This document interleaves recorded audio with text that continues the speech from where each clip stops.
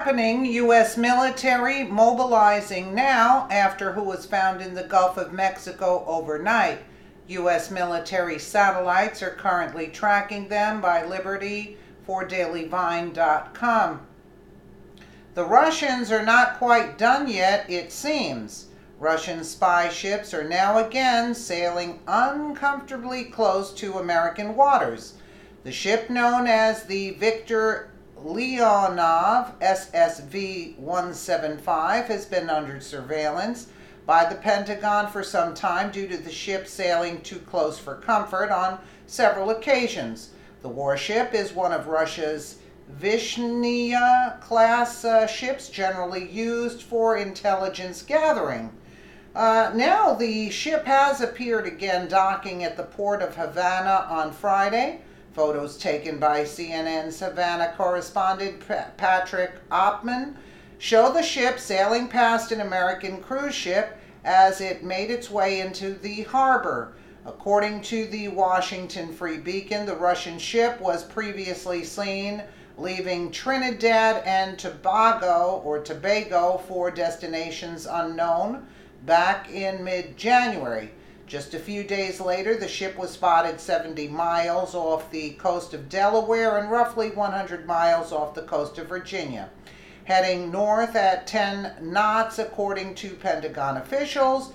The location was still considered to be international waters as the U.S. territory line is only 12 nautical miles off the coast. The same vessel has made multiple trips to Cuba in recent years, in addition to a trip up and down the eastern seaboard of the United States last year. Patrick Oppman, CNN. Happening now, the Victor Leonov Russian spy ship passes by an American cruise ship as it enters Havana Harbor on Friday.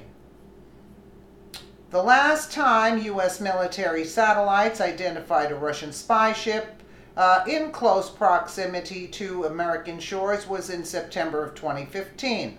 This was shortly after 5 Chinese naval ships were spotted in the Bering Sea. The ship was identified as one with the capability to cut undersea communication cables and other sensors, and was spotted sailing near Cape Canaveral, Florida, and 20 miles south in Kings Bay, Georgia. Kings Bay is home to the U.S. Navy's East Coast Ballistic Missile submarine fleet. It goes without saying that this ship and its proximity to American waters put the U.S. Navy and the Pentagon on high alert. The Miami Herald revealed the ship had been spotted recently near locations where U.S. naval installations operate, speaking of an incident in February of 2017 where the ship was seen only 30 miles off the coast of Connecticut. According to Pentagon officials, these trips have become commonplace in recent years. Each time the vessel has remained well into international waters and has conducted intelligence gathering operations similar to those conducted by the United States.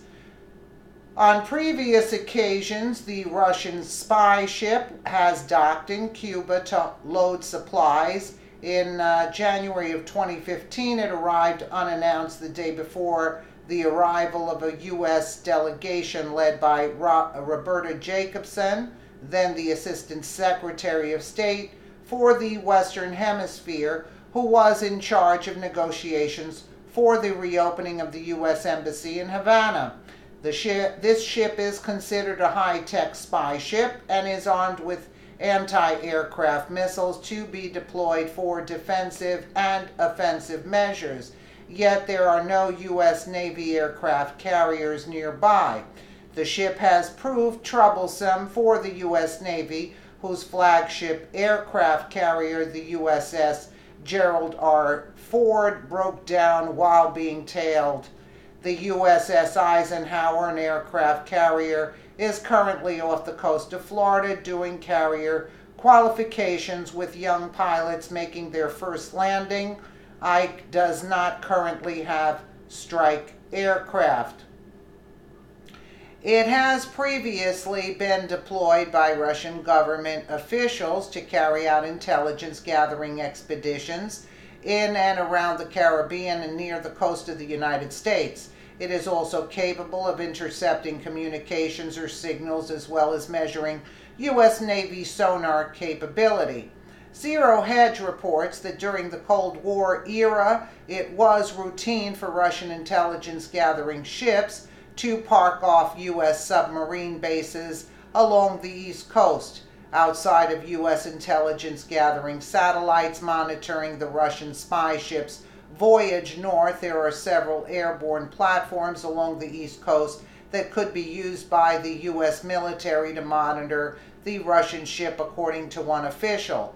Currently, there are 4 U.S. Navy warships in the Atlantic off the coast of Norfolk participating in normal training, but none have been tasked with shadowing the Russian spy ship. Pentagon spokesman Captain Jeff Davis said in 2017, "There's been a lot made of this Russian ship, the Victor Leonov, reported to be off the east coast of the U.S. It's not something we've seen where they've entered U.S. territorial waters, and as such it's lawful and very similar to operations we do in places around the world." So in other words, Americans do that also. Yet others are not so sure there is nothing to worry about. Commander Bill Speaks, a spokesman for the U.S. Navy, said the Victor Leonov is being closely monitored along the U.S. East Coast. He stated, "We are tracking the Victor Leonov's presence off the East Coast, much like we are aware of all vessels approaching the United States. We respect the right and freedoms of all nations to operate in international waters in accordance with international law." So, what does this tell you? What does all this tell you? The USS Gerald Ford broke down and, while being tailed. Okay. So, they are pushing Russia in a sense, right? And Russia showing their presence, which they've done before. I don't know too much about this, but let me just break it down a little bit, what little I do know, that they are provoking Russia at this point. So is England, right? Without consulting the people, who have to serve this country, right?